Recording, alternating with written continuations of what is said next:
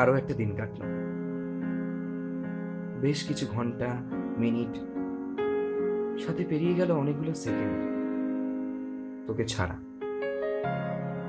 কিরকম অদ্ভুত দেখ, ঠিক যেখানটা দিয়ে তোকে প্রথমবার আমার না বলা কথাটা বলেছিলাম,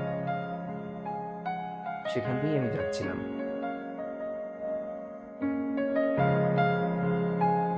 দেখলাম রোদ পড়া দুপুর, সেই লাল সবুজে ভরা প্রাণবন্ত চেয়ারটা কি জানি কিরকম আজ ধূসর লাগলো। ডায়েরিটা শেষ হয়েছে দুদিক থেকে, মাঝখানের পাতা দেরেক তোর জন্য বরাদ্দ করলাম।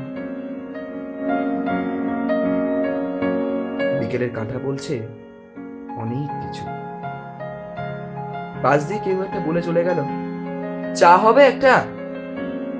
হঠাৎ করেই মনে হয়েছিল, আমাকে কি আমাকে কি চাওয়ালার মতো দেখতে লাগছে? না না, অতটাও নয়। জানিস, আজ সারাদিন শুধু একা একা ঘুরলাম, অফিসও গেলাম না। সেই সকাল থেকে বাসে ঘুষি বাগিয়ে খানিক ট্রেন ছুটিয়ে সেই গুড়িটা এসে দাঁড়ালাম, রবীন্দ্র সদনের সেই গুড়িটা, যেখানে তোর ঠোঁটটা